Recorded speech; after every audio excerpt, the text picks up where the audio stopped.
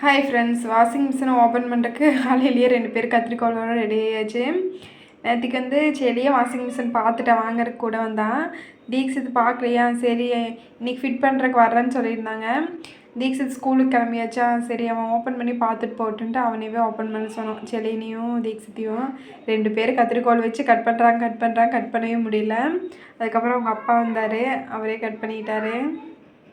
செடி நேற்று கடையிலேயே பார்த்ததுனால அவ்வளோக்கா அவனுக்கு ஆர்வம் இல்லை.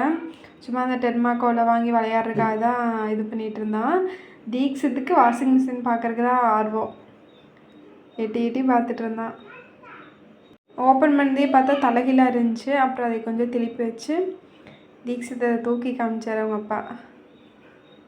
அவனுக்கு ஒரே ஹாப்பி.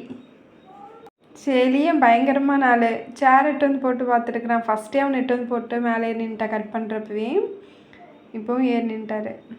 ஹஸ்பண்ட் வந்து ஒரு 2-3 டைம் சொல்லியிருக்காரு வாஷிங் மிஷின் வாங்கலான்னு. ஆனால் வாங்கவே இல்லை, இப்போ தான் வாங்கியிருக்கோம். நானும் பெருசாக வேணும்னு கேட்கல, வீட்டில் தான் இருக்கோம், டெய்லி துவைச்சிக்கலாம் அப்படின்ட்டு. ஏதாவது விசேஷம் இல்லை எங்கேயாவது ஊருக்கு போயிட்டு வந்துட்டோன்னா தான் கொஞ்சம் அதிகமாக இருக்கும், அதனால பெருசாக கேட்கல.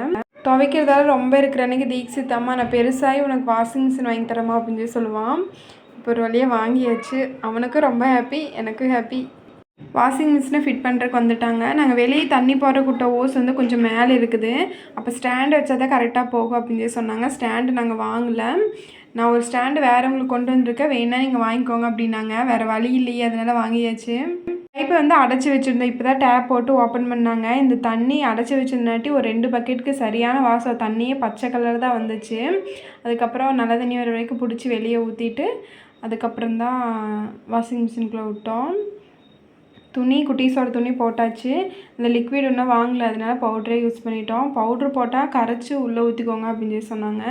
இன்றைக்கி வேணால் அதில் போட்டுக்கோங்கன்னு சொல்லி டப்பாலேயே போட்டோம். நான் போடுற வீடியோ எடுங்கன்னு சொன்னால் அவர் வீடியோ எடுக்க மாட்டேன்ட்டார், அதனால அவரையே போட சொல்லிட்டு நான் வீடியோ எடுத்தேன். நாங்கள் இப்போ தான் washing machine first time use பண்ணுறோம், இதுக்கு முன்னாடி இல்லை. அதனால் அவங்க சொல்லிகிட்டு இருந்தாங்க, அதான் கேட்டிருந்தார். குட்டீஸோடது ஒரு மொத்தமாகவே ஒரு 20-25 துணி தான் போட்டிருப்போம். அதுக்கு 3/4 மணி நேரம் ஆகுமாம்மா. அதை பார்த்து எனக்கே ஷாக் ஆயிடுச்சு. இது ஒரு 1/4 மணி நேரம் தான் ஆகும் அந்த துவைக்கிறதுக்கு, அவ்வளோ துணி தான் இருந்துச்சு.